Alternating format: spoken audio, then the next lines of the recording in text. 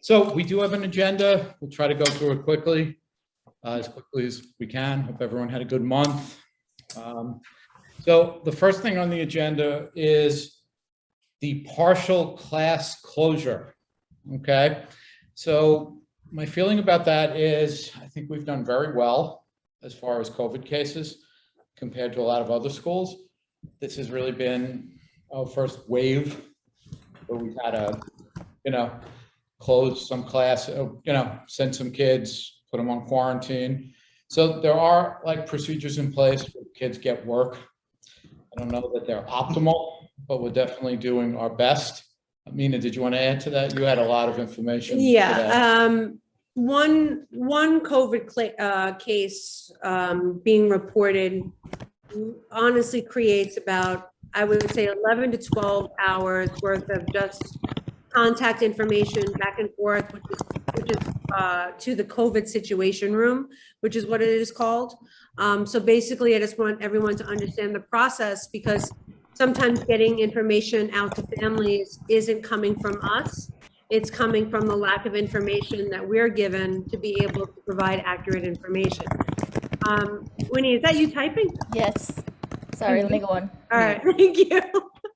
It sounded like crackling paper. So basically, a parent can call and say that themselves or their child has tested positive for COVID.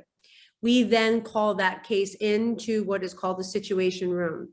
The situation room will ask us anywhere between 10 to 20 questions, specifying when is the last time that child was in school, do they take a bus, are they in an after-school program, how did they know that they were tested positive for COVID, what symptoms do they have, everything from what was their fever. So it's very, very specific questions that we have to ask and find information.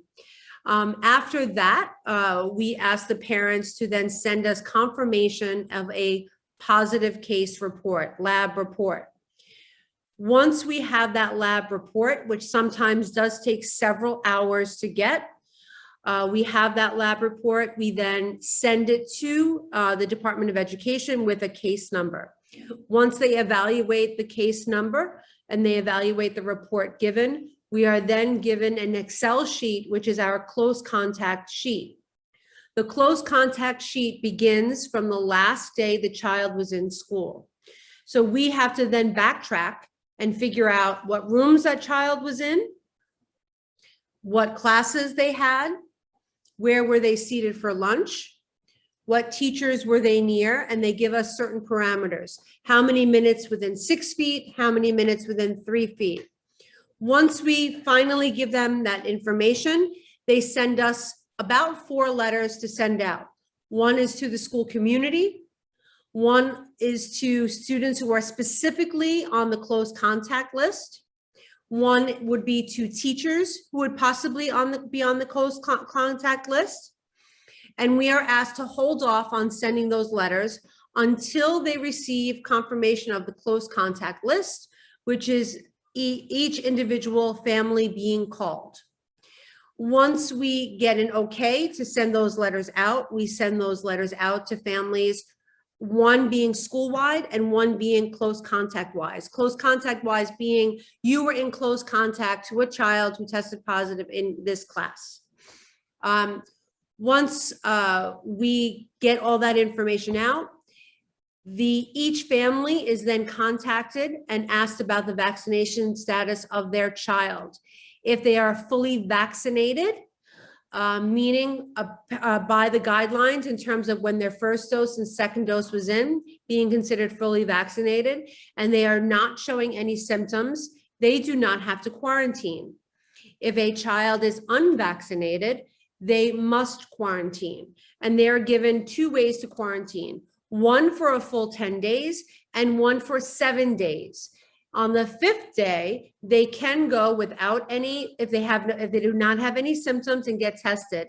With a negative test result, they can come back within 7 days. If they do not want to get tested, they come back within 10 days. Unfortunately, with this first case, we were not given an accurate list of students who were vaccinated or unvaccinated until Sunday night at 11 o'clock. Mhm. So by Sunday night at 11 o'clock is when we were given a list, and the list stated, here are the students who are vaccinated, here are the students who are unvaccinated, along with a mixture of students who they were unable to get in contact with, which then creates a whole other layer of information that we need to do. We don't want to point out any specific children, but we do want to make sure that the children who are in the building, who are vaccinated, or who have been approved to come in the building, come in. The students who unfortunately did not receive the information get picked up as soon as possible. So that's kind of where we were on Monday, calling parents, kind of clarify information, in addition to sending multiple emails to the classes affected, describing what the process is.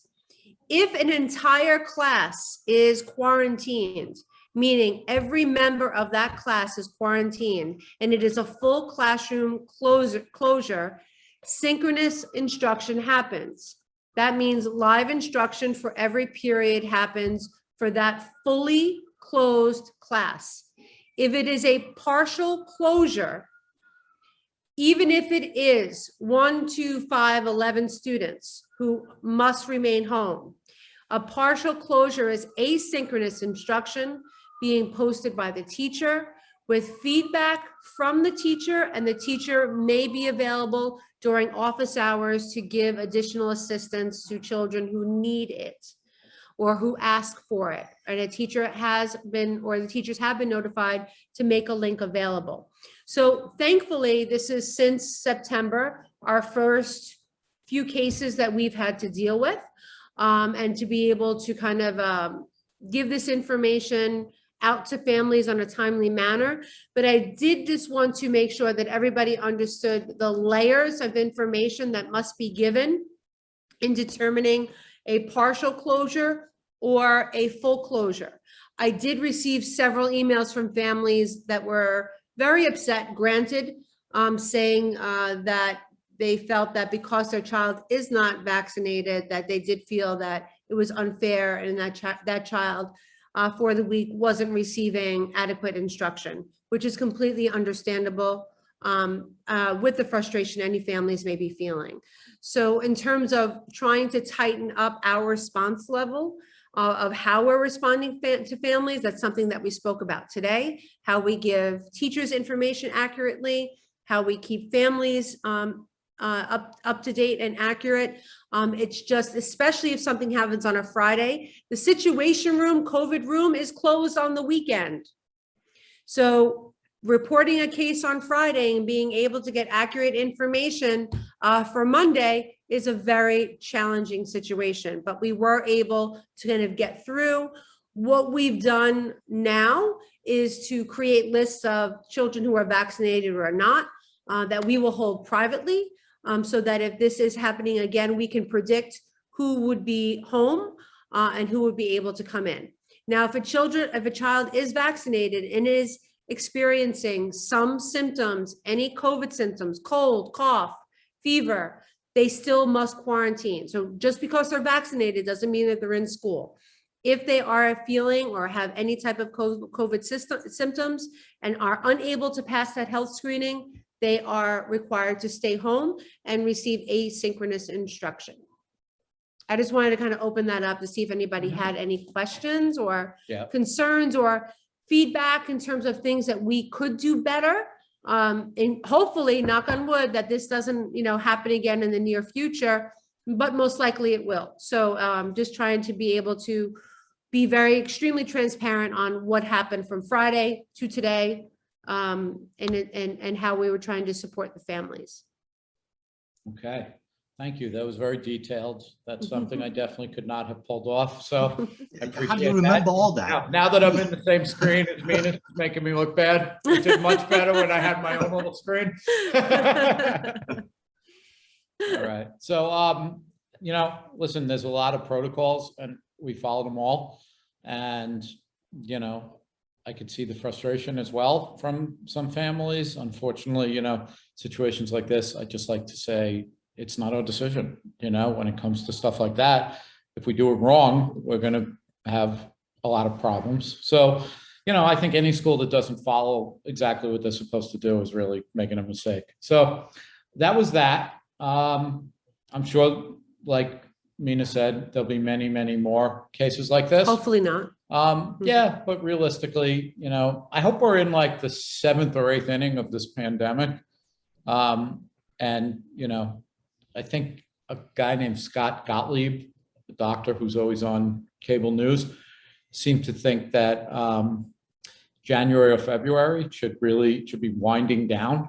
And by the end of the year, even the masks might be gone, which would really be great because that's something I do not enjoy personally. And I think it would be nice to, I don't know, see people's faces and get back to normal. So, fingers crossed on that. I think we're handling it fairly well here overall.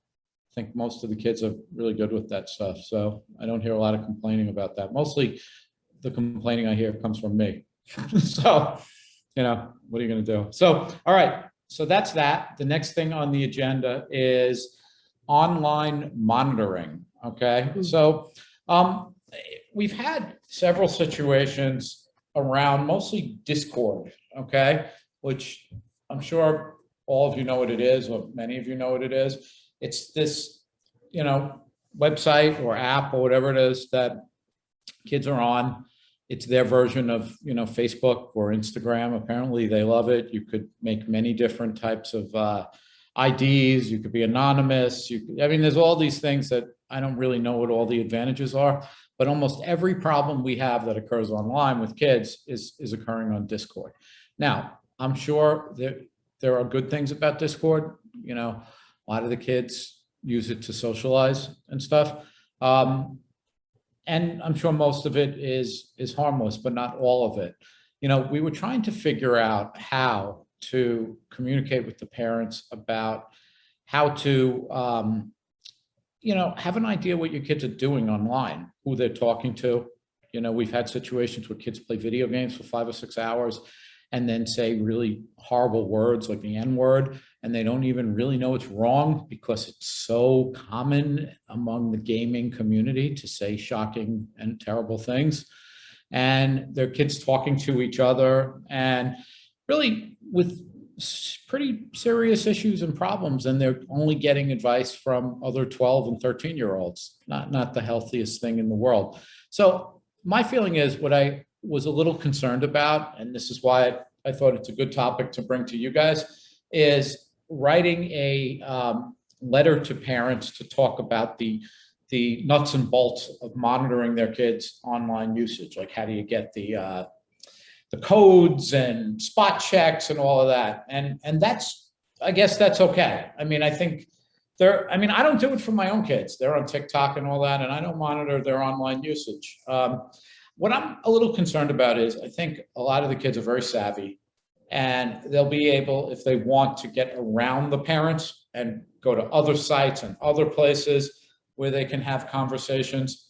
And I'm afraid that some parents might jump in and start monitoring their kids, and they don't have the relationship with the kids. So they're really coming in as sort of like the spy, right? And they haven't built those conversations and that relationship where they could go in and talk openly. They don't speak to their kids in that way for various reasons, whether it's, working long hours or sometimes it's a cultural gap. They're not, the kids are extremely Americanized. Maybe some of the parents are coming from a different place, and there's a miss there.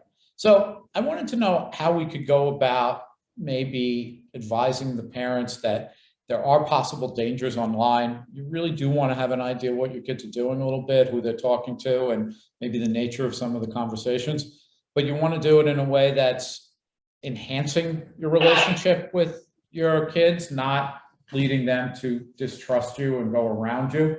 And then it becomes like nobody knows what they're talking about because they've gone into like areas that really other kids are not in, let's say, or, more private areas of the internet and stuff like that.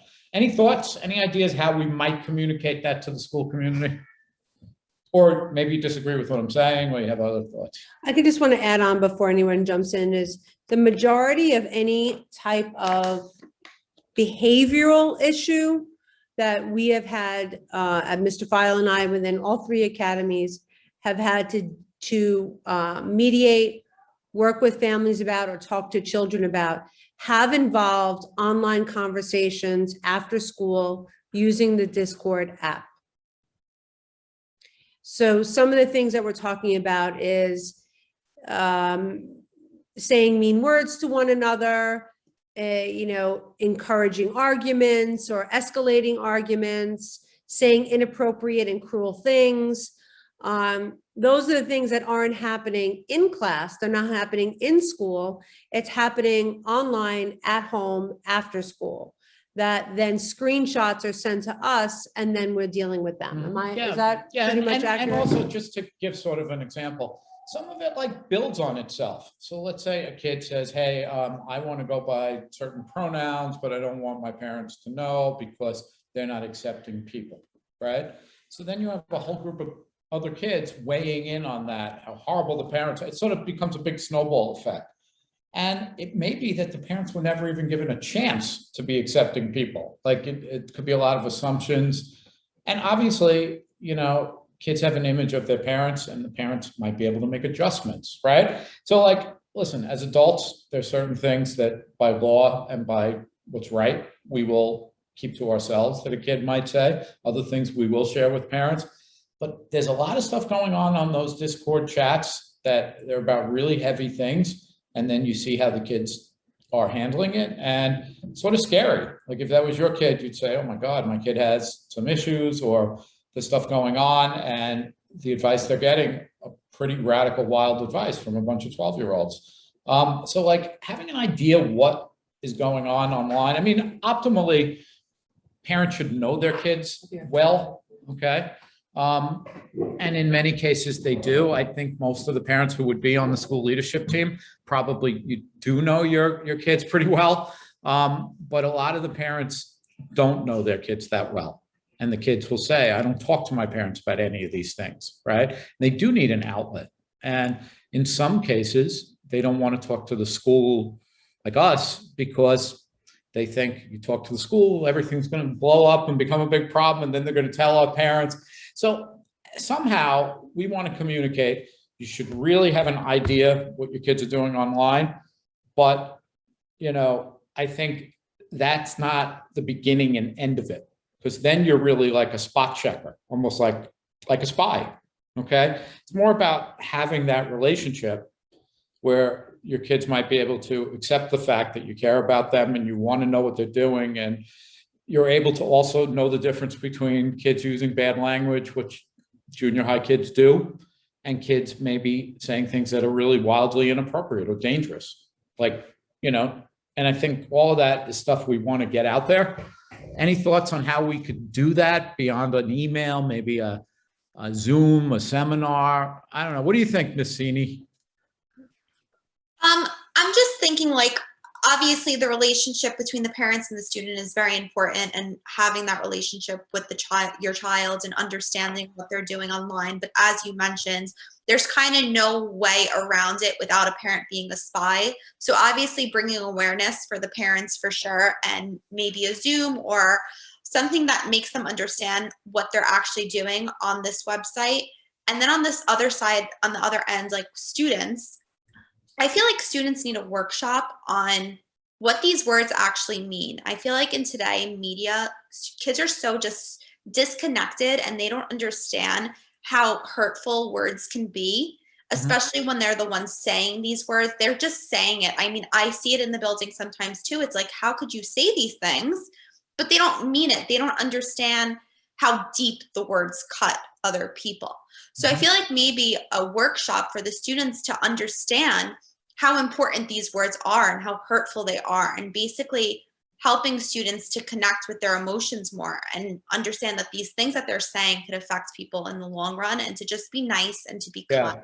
And it sounds silly to be nice, to be kind, but they've been home for so long. They're finally interacting in person. They're not able to hide behind their computer screens any longer. So I feel like they just need to reconnect with their emotions. So maybe doing a seminar or something like that with the students first. I feel like starting with the students first, it should start there so they could understand what they're doing is not okay. and then working towards like parent relationship and them understanding Yeah.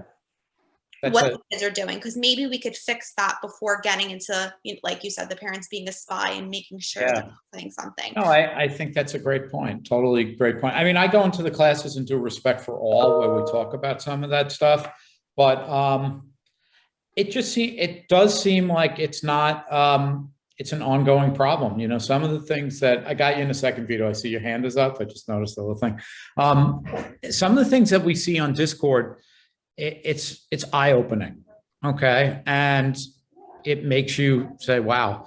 And there's a lack of adult trust.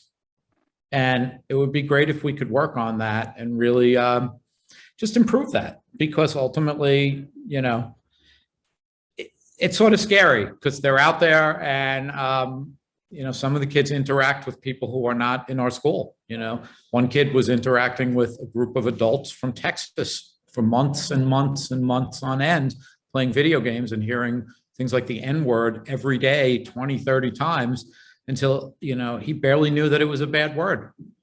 That's an unsupervised student on the internet. That wasn't Discord, but that's a problem. It's almost hard to punish them because you understand what's gone on there. So Vito, did you want to jump in on that? So yeah, we have so many new faces. Is everyone? I know a lot of people may not be familiar with John Halligan. That's a thing that we do. He does. He's had a son, a middle schooler, who killed himself, and he goes in. We had the last time he did it, my daughter was in 6th grade, so it was 2 years ago, and we are doing an 8th grade assembly on the Monday and Tuesday before Thanksgiving, and so I don't like to do things for one grade or separate groups of people, whether it's academies or grades, without doing something comparable for the other grades, for the other people or academies. So since 8th grade has already seen Rob, I think it's John Halligan, what we wanted to do is we wanted to bring him in for the 6th and 7th graders. And he talks about this at length. And he's, you know, when his son killed himself, the social media wasn't as big as it is now. And he's updated his stuff and he talks about this. And he also has a parent ceremony. So when last we did this, we did it, we did it for 2 days for the kids. Or we probably did it for 1 day, but we would have to do it 2 days now, at least, hoping the restrictions get lifted. But, and then he does a parent seminar, which we did in conjunction with the PTA meeting. And also, we also have the individual who comes, Miss Poon, who's from the DOE, and she also does something very similar about mental health awareness for our children. So we could coordinate something like this, probably in the new year. And definitely I can make a commitment for the PTA to take care of it. Is anybody familiar with his work or? Yeah, I was just going to say when I was at my previous school, when I was at Booty, we had that presentation. And I think it was really good for the kids and really eye-opening for them also. It was a few years ago, but it was heavy, but it was good and it was important. And I think it was something they needed to hear and be aware of. Yeah. Our kids, I got to tell you, rapt attention. I mean, like, and this is just a guy talking and they're like, they're dead silent. Yeah, I feel like that's what I was trying to get at there, that the students need to reconnect with their emotions. So an assembly like that definitely would be an eye opener for them, understanding how these words can really hurt people and to just be kinder to others. So I think that assembly would be amazing and definitely start to step us in the right direction of just simply respecting one another and understanding you shouldn't be speaking to one another that way. You know, also, I think that assembly is great.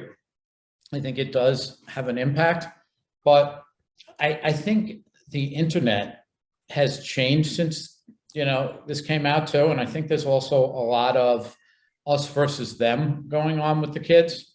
So, you know, in many cases we're them, you know what I mean? Like we're the people that don't get it kind of thing. There's sort of a lack of respect for people with different perspectives. And, you know, I think we just need to I think that'll help. I think that'll get kids to realize that their words could have fatal consequences. And it does affect kids dramatically. But I think we're going to have to work as a whole community on some of this too. And make sure that, there's a little less of a distance between adults and kids. So I don't know, but I do think that's a great idea, Vito. Well, we were already talking about it. It's just very, fortuitous that, it's come up now, but I think it's an important thing. Yeah. There was an SEL survey that Ms. Ward had given or created, and Ms. Capiello and Ms. Wong had created, and they gave it out to our sixth graders because we want to see whether or not our advisory is working. And some of the information collected from that survey was really interesting. Sarah, can you maybe talk about that a little bit?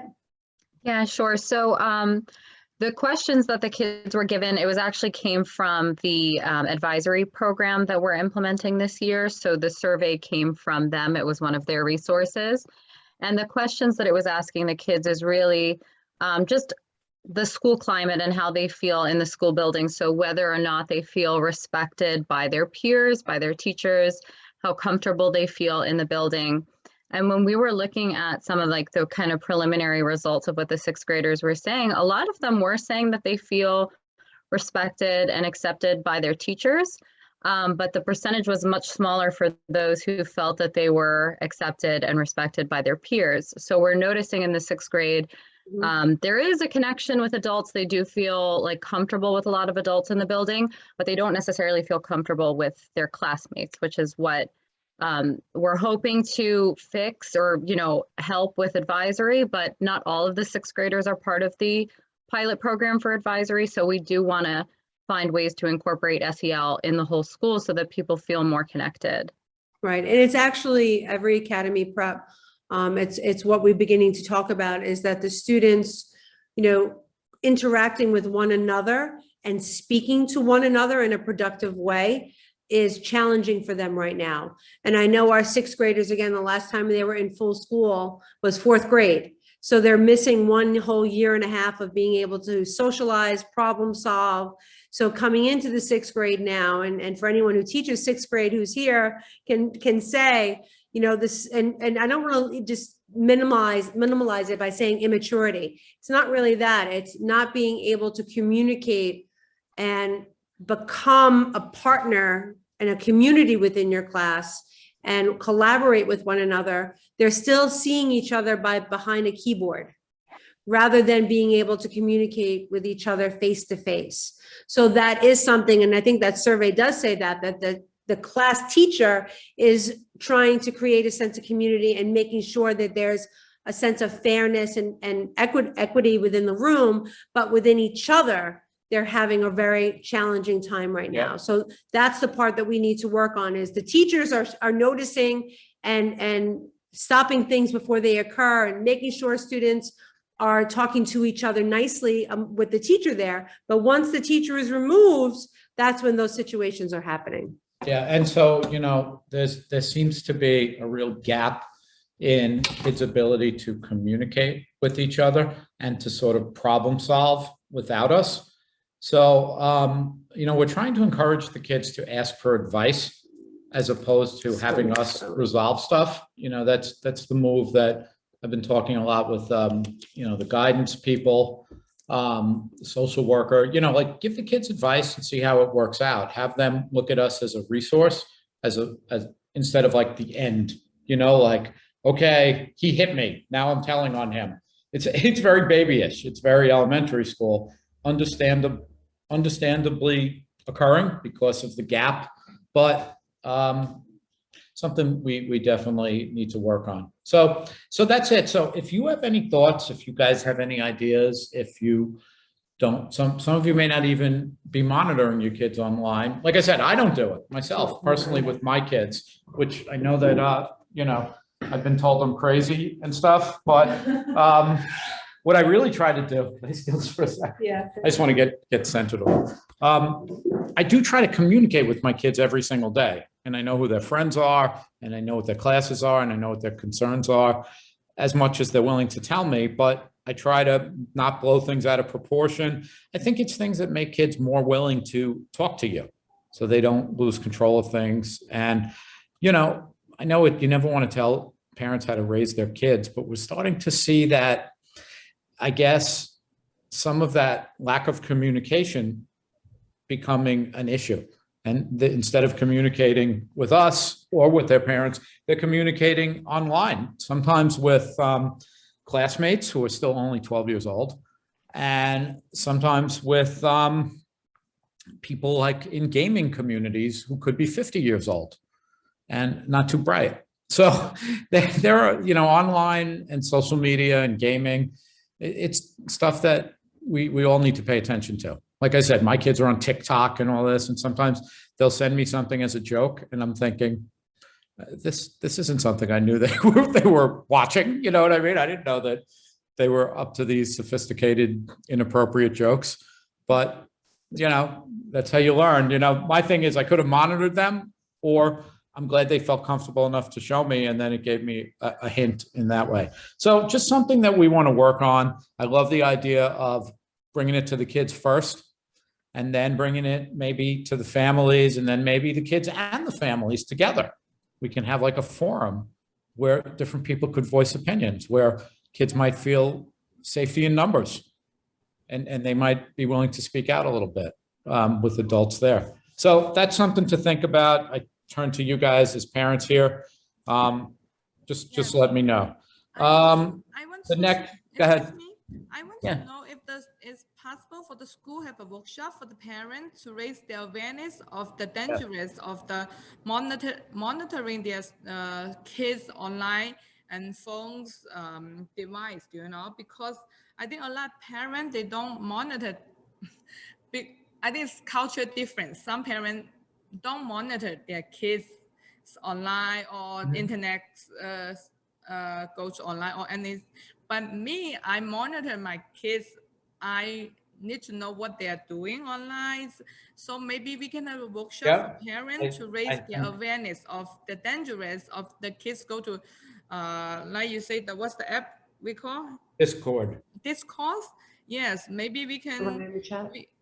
We can maybe have a workshop for parents for them to know that, and then maybe they can aware of it. Yeah, I think you're right. Because I think the most important part is the parents need to build up the relationship with their kids. It's not called monitoring. It's maybe the trust relationship. Yeah. The agreement before their kid have their phone or have their computer, because the parent need to know what they are doing, because they're still kids, they're not adults, they need the parent. My kid, I told him when he got the phone, I said, I need to have your phone's password. I need to know what you are doing. So a lot of parents don't do that, I know, because we have a different kind of parenting here. So maybe we can let the parent aware of. I think that's a great idea. And I think you hit on it really. What I'm concerned about is, having sort of one or the other, like I go with the relationship, right? And I don't do the monitoring, but other people, I think even. We need a balance, balance. I think the balance is great, but I think what I'm concerned about are parents who are going to go with the monitoring without the relationship.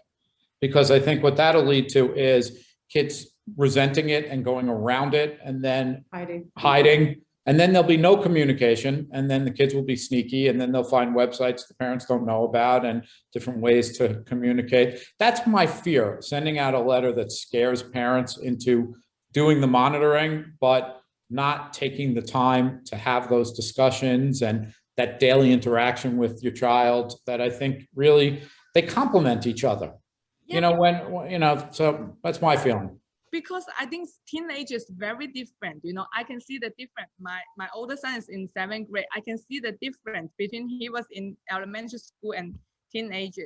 Oh yeah. That's why I borrowed some books to read about how to build on the relationship and how to get how to talk with the teenagers. One book I feel is very, very interesting is how to talk to a teenager will listen, or I don't remember the name, maybe we can have some parenting workshop for the parents know how to build on the relationship with their teenager kid, Could you help us? Could you help us lead that workshop? And also, the fact that do you have language skills?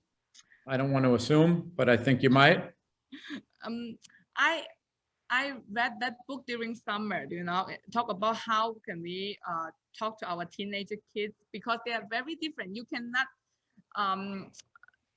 use authority, say you have to do this, and sometimes they're very defensive. The kids. For my son, sometimes you need to go around, not go straight forward. I think having parents who also speak, various languages where English may not be the first language would be very powerful, because oftentimes, parents will be thinking, well, that's not our culture. I didn't grow up that way. Even if they're not saying it, they are thinking it. And then some parents are more honest and they say it. They say, I grew up, they didn't, the kids weren't coddled. I wasn't coddled. I don't want to coddle my kids. But, we do live in a different world. So when you read a book like that and then you see what's going on, it's all part of keeping your kids safe and, mentally and emotionally healthy.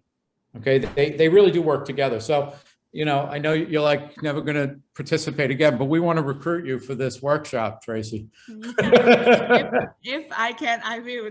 Thank you. Yeah. Thank you so much. I want to know, does the school have implement any SEL programs? Because I know elementary school, in District 20, they all have the SEL program. Because my younger son in 204, they have the, what is it called? I forgot.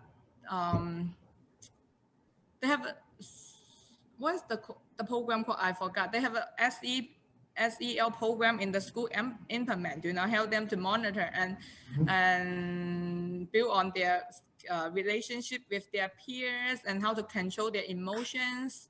Yep. So does Macquarie have the program for the students? Yes. Yes, we do. Yeah. Do you want to follow up on that a little bit? I mean, Sarah and Winnie can also talk to it. We have our pilot advisory program, and also we've been doing a tremendous amount of staff training on SEL protocols for middle school. So to incorporate it within their classroom, and the 6th grade does have a specific advisory program that they're currently working on as a pilot program to see whether or not we would like to expand that school-wide next year. That means only certain kids get the SEL program, not the whole school, right? Not the whole school yet, but all the teachers are trained in SEL protocols and how to make your class more of a comforting environment, which actually is working based upon some of the survey results that the students are saying that they do feel that the teacher cares. They do feel that the teacher is creating a warm environment, that the teacher is listening to them. So we're doing it within practice of the content rather than a separate class right now. And the sixth grade classes, one in each academy, is doing and plus special needs class are working on the advisory program to see whether or not it's worthwhile to continue next year. Mm-hmm. So yeah, we are focusing on that as much as possible, and there can't really be enough right now. We've noticed that the kids need our support. So we're trying to do our best with it. So just for the interest of time, I'm hoping to try to finish in the next 20-25 minutes max. The third item is DESA screening. I know yeah, well, I could just throw my opinion in there real quick. I know Vito had put that on the agenda. So yeah, there's different opinions on that. My opinion is that it's ridiculous. And if I was a parent, I would opt my kid out of it, to be honest. So I just want to be honest about it, because you're asking teachers to weigh in on kids that they don't know well enough to answer all of those questions. They may know well enough to answer a few of those questions. And from that, they're going to create inaccurate data, and which will lead to bad programs, garbage in, garbage out. That's how I see it. And I think it's not well thought out. It's probably a waste of millions of dollars and a lot of people's time. And I think it's typical Department of Education crap. So, sorry this is being taped, but that's how I feel. I feel compelled to be honest. Mina, did you want to weigh in on that? Switch seats. Oh, okay. Now Mina might say the exact opposite, so. Oh, thank you for saying that, Mr. Field. Yes, now it's up Yeah. to you guys to vote to see who's on the right track here. Yeah. Okay. Instead, So, the school had to implement the DASA screening for the student, or is the school can opt out? The school cannot opt out. This is not a District 20 assessment. This is a citywide assessment that was given. Unfortunately, because of, and my personal feeling, again, whatever the city is asking me to do for our children, I'll make sure that I implement it meaningfully and the best that the kids, to make it meaningful for the students and make it meaningful for the teachers. I'm not about just giving something to give it. The students have been assessed quite often since September. So we are now, again, putting upon one other assessment that will kind of stop us from continuing other work that we have been doing within the school community, which is somewhat difficult to handle. The DESA assessment is assessment that a teacher who teaches an entire class will answer 40 questions that are specific to SEL components that talk about how how students interact with one another, how they socialize, how well they collaborate with others, how well they express themselves. Once the teacher then records those results are then put into a system, and interventions and possible interventions then align with your child's needs. At this point, the school and the teachers are being trained on administering the DESA assessment. We do have, I believe, almost, and again, I don't know if I'm accurate with this, about 100 parents who have opted out of this assessment at this point. They do have until November 15th to opt out of the DESA assessment. And I know Mr. Berman had sent out an email describing what the DESA assessment is. What will happen is once the teachers complete the training this week, which started today, they will begin to administer the DESA assessment. And it is not while they're, it's their third period teacher, I believe. And this assessment result will be done after the school day. So what the teachers will do will record the students, the information about the students or what they feel, would adequately answer the questions. And then that again will be put into a database, and then interventions, tier 1, tier 2, tier 3 interventions will then be associated with the child. The purpose behind it, again, is to get a closer look at the needs of each individual child based upon what's called the learning loss from when the pandemic started to now. So that is the purpose behind it.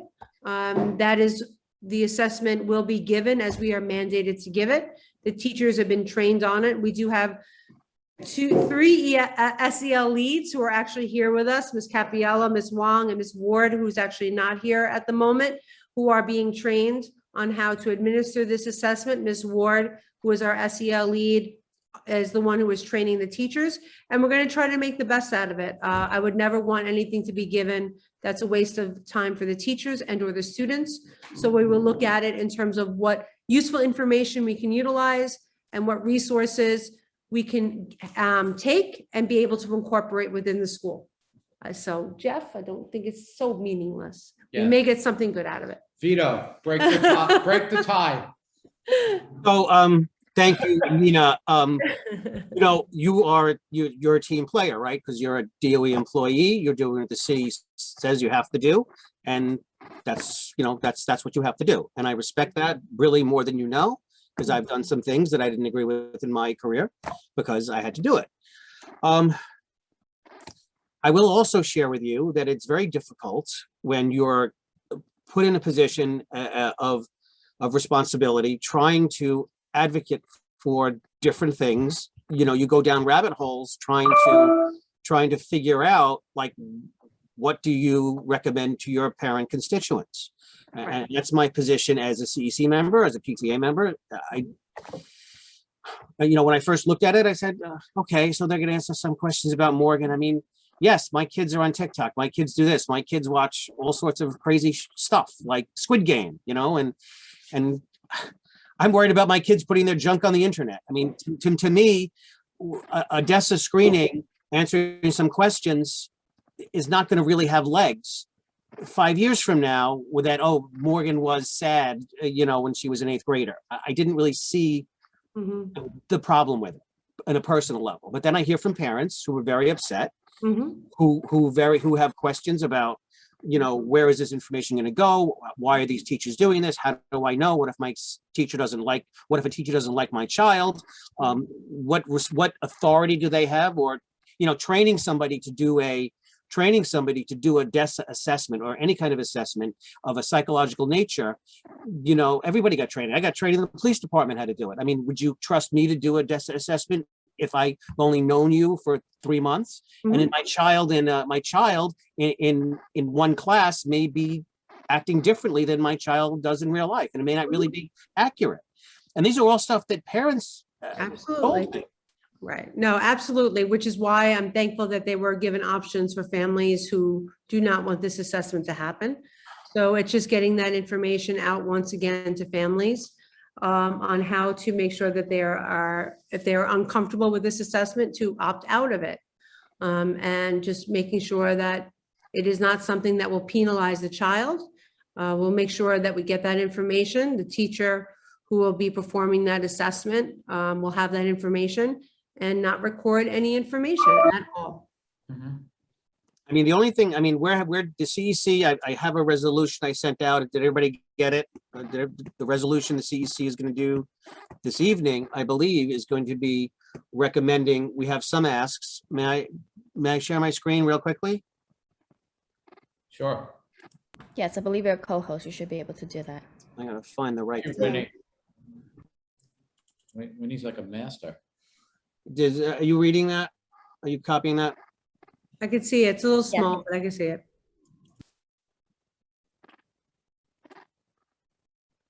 So basically the asks that we came up with, and again, everybody knows CEC is just advisory. It's really not going to have legs. This is not going to really impact anything. The superintendent is not going to let us send this out to our constituent parents. So the only thing we could do with this is post it on our Facebook or social media and get the word out. And what we're going to ask basically is just some information. It's right there. Disclose the full roster of the questions. We want to know if it's just 40 questions. We want to know all the questions, and any future screenings that you decide to do, because there's always follow-up, right? Like first there were 2 shots, now there's a booster shot. There's usually a follow-up, especially when there's some money involved. And we want to know about these a little further in advance than they've given us right now. Also, the opt-out, Mr. Berman sent one email. I would like to ask the administration here in this school to send several more emails, or at least one more email, being very specific about their right to opt out. That would be my only ask for you guys, to send it out again, make sure, and make it a little bit easier. If you wish to opt out, a 1-line sentence: my daughter, Morgan Labella, does not wish to take this exam, does not wish to take the DESA screening, period, and then just send it in, and that's it. Nothing difficult. Make it very easy for the parents to opt out, because I'm also concerned about language barriers, and also people hear about a test. Oh, it's a test. It's a good thing. We got to test our kids, but this is not really a test in the normal sense. It's something that is very, very optional.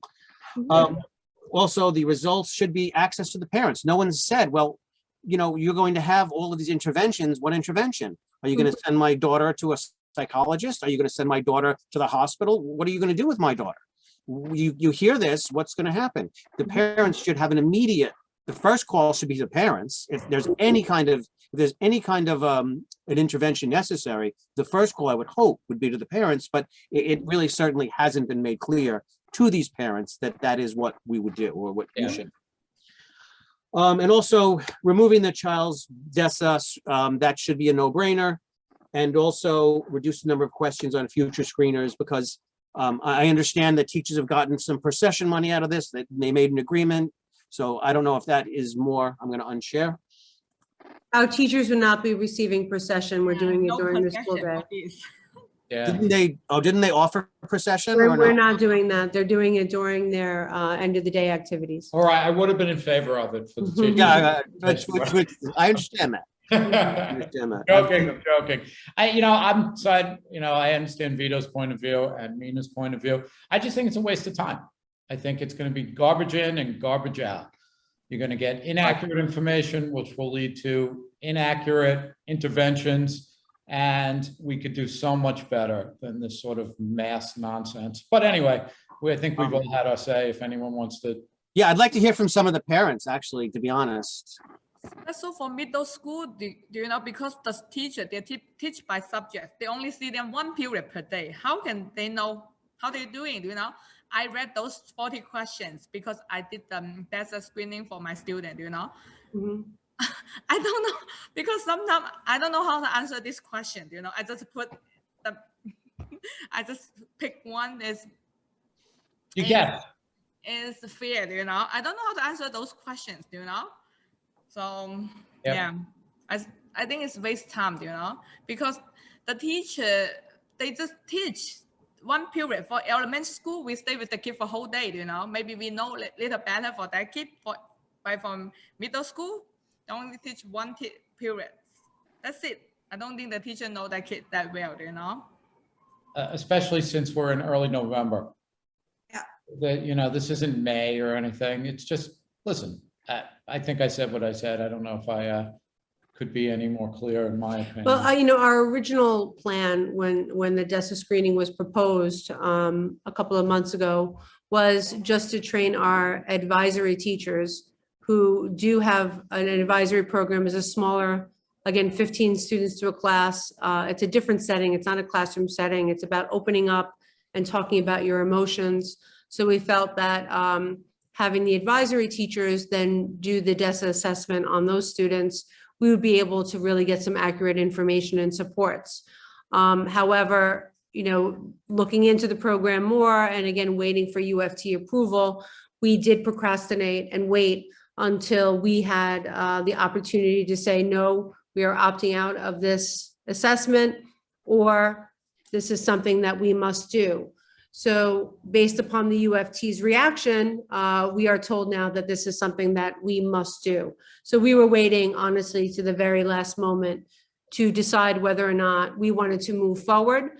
Again, our initial plan was to possibly use it for an advisory program because teachers do work extremely closely with those students, and each activity is about getting to know the student better. So that was our original plan, which we were unfortunately unable to continue with because it would not work with the compliance that the DOE is asking us to continue with. Mhm. All right. If no one has anything else, we'll move on to the first parent-teacher conference, which is coming up. It's going to be entirely remote on Zoom, right? It's all in one day. We hope a lot of, did we set up, it's going to be similar to last year, how to set it up? Yes, that information will be going out by the end of the week. We'll have information on exactly how that's organized. We always have a good turnout, and I'd imagine our teachers will talk to many, many parents, either through Zoom or on the phone. And, last year it was pretty intense, but I got some positive feedback, and I believe they're doing this citywide. There are no in-person parent-teacher conferences. So that's coming up. Look for information to roll out real soon on how to sign up and all of that. Do teachers stay at home to do it? Teachers are allowed to go home? They are. Do from home? Wonderful. I would vote to make parent-teacher conferences Zoom forever. I mean, for everybody's sake. I don't know about that. I'll be honest with you. It is nice to meet and see the parents in person and be able to talk to them, and having them come in my office and chat about their children. So it is something special, especially now that open house is virtual as well. I think human interaction Yeah. is so much more effective and powerful. Right. But it is a lot less chaotic when it's done this way. I will agree with you on that. Yeah. Budget. That's usually Mr. Berman's end. Do you want to try? We have money. we have money. That's all I have to say about it. I'm not Yeah. really the budget person. I don't know. That's usually a big agenda item. We always have to put it on there. Winnie. Mina always thinks we have money. Have money. If not, Vito will pay for it. Yes. Yeah, we're Sending not. a check right now. Yeah, we have money. It seems like things are good. Next year, we probably won't. So that's next year. You have to live with it now. I Mina- take that as a compliment. Thank you. Wow. Oh, Steve. That's rough. Oof, we're getting political. I love it. All right. Wasn't even me.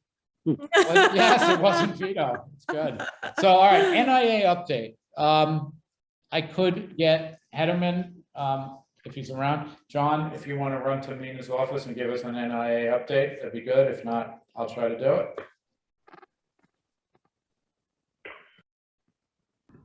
We can have a Vito maybe do a PTO update in the meantime. Sure. Most of the stuff I was able to get in pretty much. Doing tryouts for some best. The math team is up and running. The play will be coming through in December, and I'm hoping we do basketball teams soon. I think we're waiting on an approval. I'm going to be like even more involved than last time. I may be, if Ms. Gasser could teach me some plays, I may be the head coach, which will be a lot to deal with. So I know you guys. I want to see you play, Jeff. Yeah, like I said, I'll be the head coach sitting on the sidelines, okay? Eating some French fries, screaming at the kids. Okay. But yeah, I hope we have a basketball team. That was like the highlight of the year for me, to tell you the truth. We go all around, play games. It's so much fun. But the NIA program is really going well in general. A couple of kids who were struggling, we sort of got into the program. You know, we try to do that. If a kid would really benefit and we could possibly find space, because space is so limited. And it's a great program. And for the kids that we haven't had room for yet, we're working on it. Please be patient. I know that John gets a lot of emails and a lot of calls saying, hey, when is it opening up? And he'll respond. And then a parent might email again in a week, well-meaning, totally looking out for your kid and wanting to participate. But sometimes he has trouble keeping up with all that. You know, I think if he sat in his office and responded to all of them, he could be sitting there for a long time. So when he says that to sit tight, it's all, he means it in terms of like, he will start looking at the kids on the waiting list and try to get them in. We want everyone to participate. If we had our way, we would have every kid in the school participate in NIA in some way, shape, or form. It's very tough this year. Fatima's out on maternity leave. She's John's right-hand man, right-hand woman. You know, and, you know, we've had we've had some days where we've been a little strapped with staff. So, but again, the program is always a real positive, and we try to base it on the kids having fun and socializing and trying new things and enjoying themselves. A lot of schools are still doing it as sort of a test prep remediation center.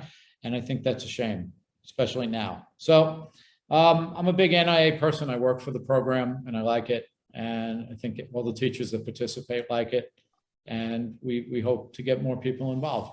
So let's see, that's that. PTO update, Vito?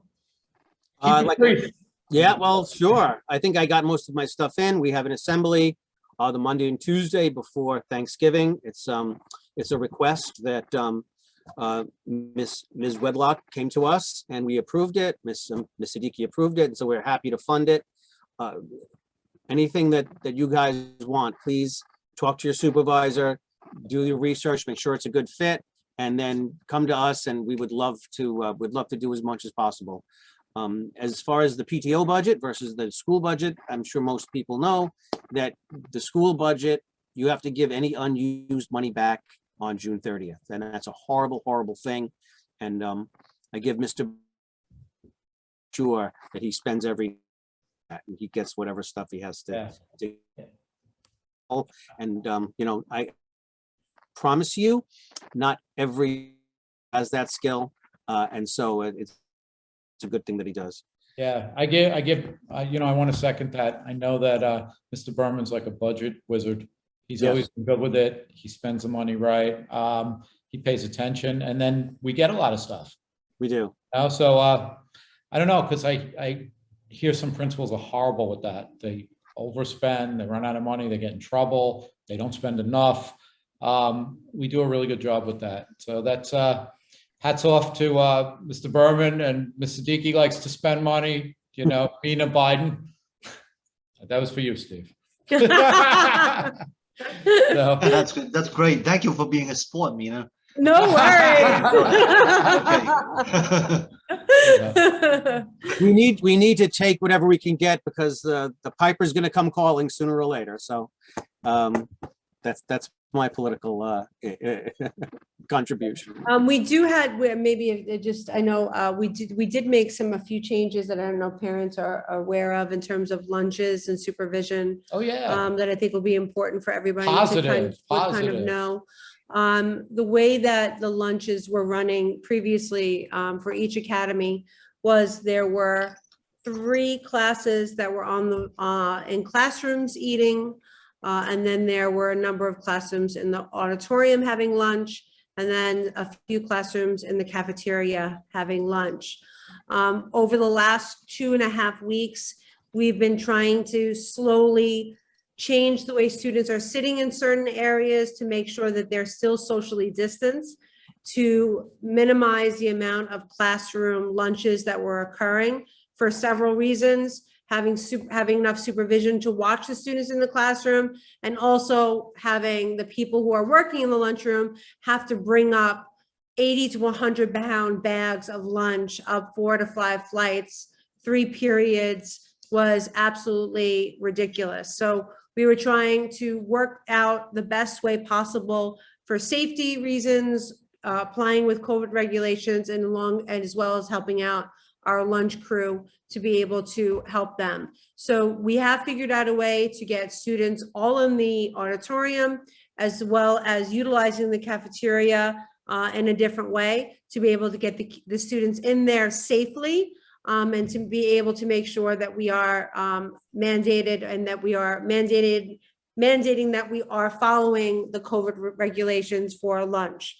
So we are able to do that. That has started yesterday actually. We started a trial run again. There is one class that we had to move, but so far all of that has been working really well.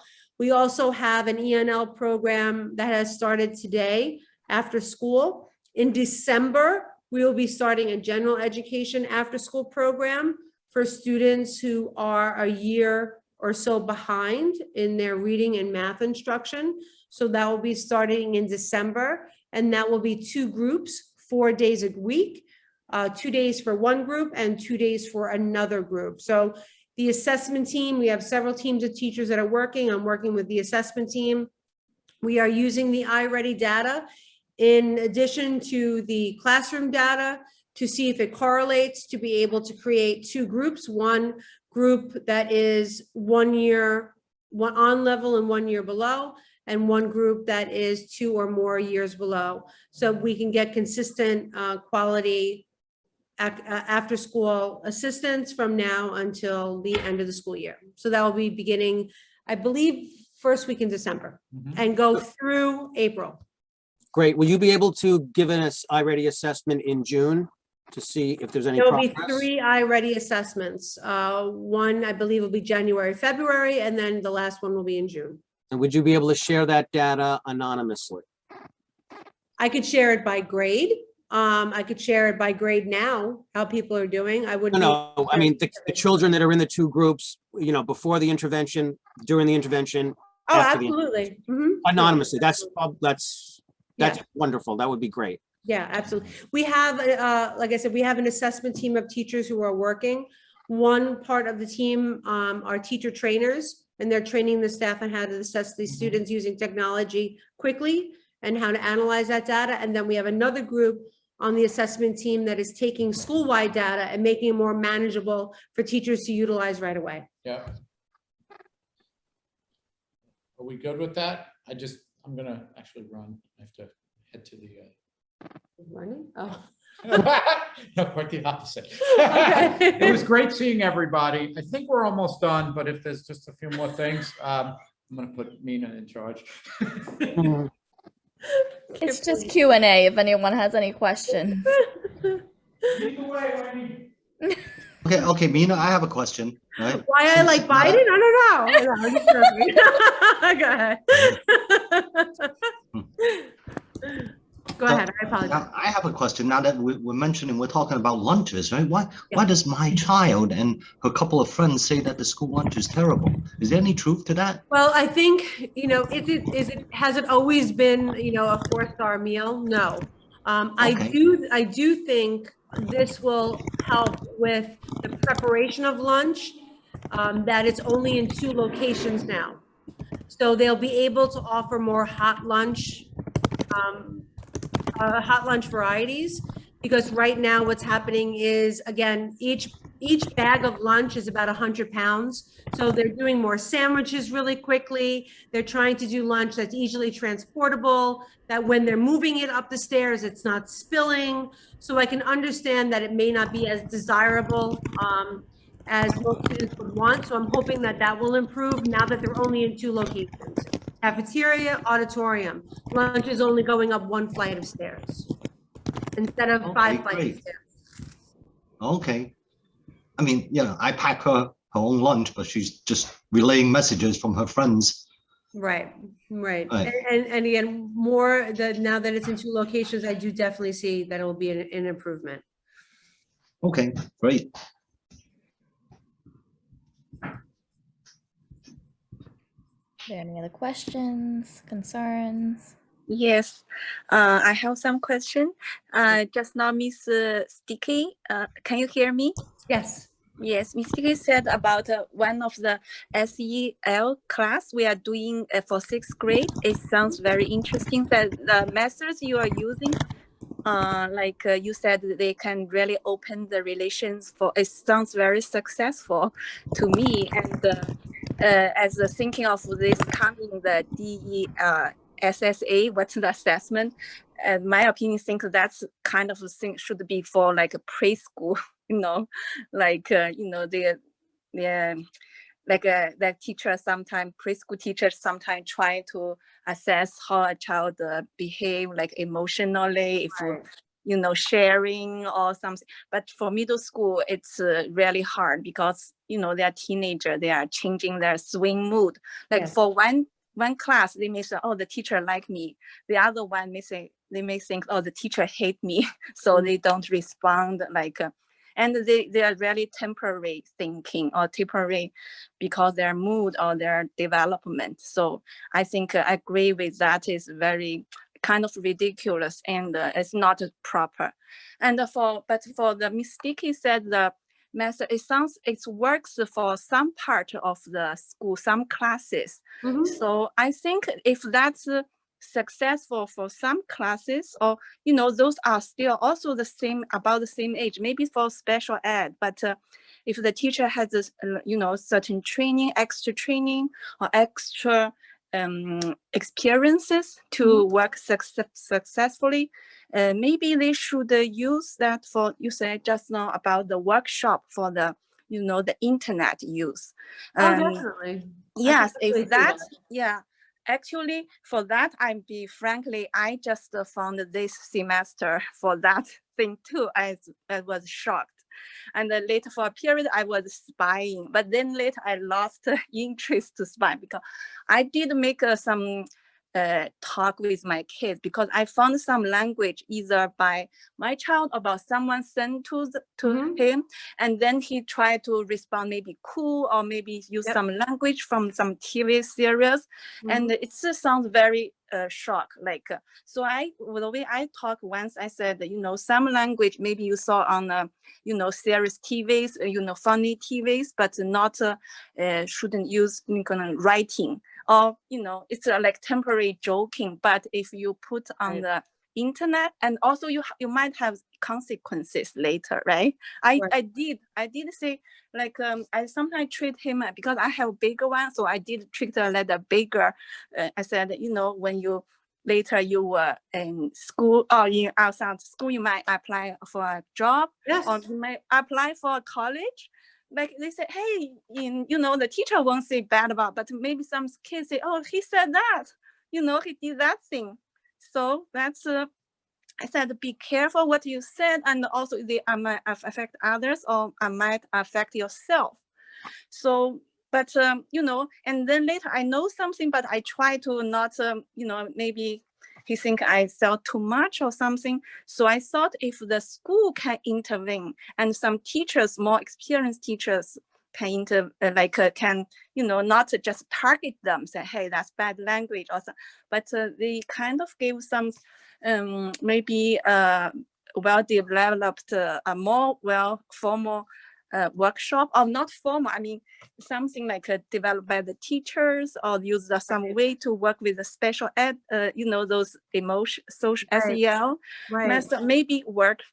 I think we really need something like this to intervene them. It's something that, even though, again, we're one school and 3 academies, myself, Ms. Pissarro, and Ms. Seda work very closely to kind of tackle the situation that we're encountering this year, especially with students' online usage and the bravery that some of them have behind the keyboard, and or usage of vocabulary that they're really uncertain of how that vocabulary term and or gesture affects someone and how it makes them feel. So it's something that we are talking about, and it does take quite some time for students to really understand tone and vocabulary and an approach and the right way in which to deal with conflict. So that is definitely something that we're working on. And as so far as the advisory program, from what I've seen, I've won into almost every advisory program. It definitely isn't a classroom feel. It's a feel in terms of a trusting environment where students can share their concerns. So we want to build upon that to be able to kind of make it more school-wide to deal with the issues that we're talking about and that you're mentioning right now. But it is definitely something that we're aware of. We're not going to fix it overnight. And it's definitely going to have, you know, it's definitely going to create more conversations, I think. Yeah, we don't want them go too far, and it's happened so fast, because just 2 months. I think before I asked my child, he did participate before, like some chatting room in Google Classroom, but then later I think the school or either the Department of Education, they canceled that because they maybe I had actually asked for that to be canceled. The reason being is that the teacher then is responsible for monitoring that chat, and that chat can go on at 10, 11, 12 o'clock at night and all weekend. If left unmonitored, that's when situations occur. So I did ask to have Google Hangouts removed, and that students do not have access to Google Hangouts. Being in remote instruction, we understood the need for it, which is why we kept it. But as of now, being back to school, you know, we did not want that to happen. So we did. I asked personally to have it turned off. Yeah, that's understand. But it seems they need some social platform to talk to each other. So that's why suddenly this Discord thing, I just know this semester, this thing, I don't even know about it. And now it's, it's kind of, they're going so fast, or like over to the student, and we can't lost them how far they go. So but I would rather the students join the after school program and talk to each other face to face. Yeah, that's you know, than being on Discord and or talking about gaming at 11 o'clock at night. You know, I think you know, having productive conversations, if we increase that in person, hopefully we can minimize the discussion too much that's happening after school. Right. Yes, and more activities in school or after school. I think we can gaining them back from those online interaction, right? Absolutely, we're trying. Yeah. And also about is Mr. Vito here too, and I saw he raised some of the thing about the DSSA.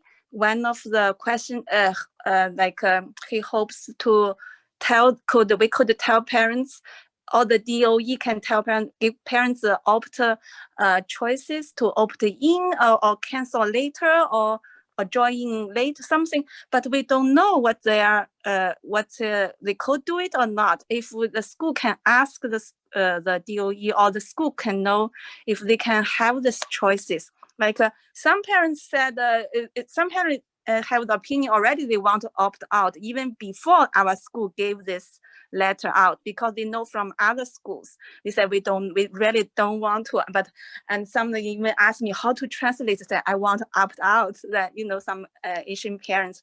But some parents says, I don't know, let's see, but I don't know if I can opt later if I found it's not proper or something. So if the They would parents have to opt out prior to the assessment beginning.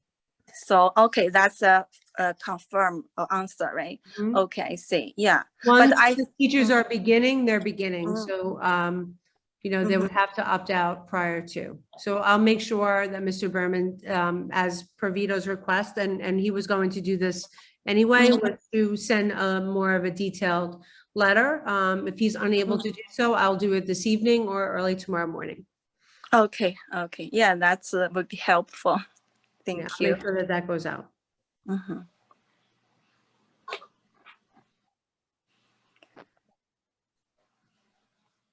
All right, if there's no other questions, thank you everyone for joining us.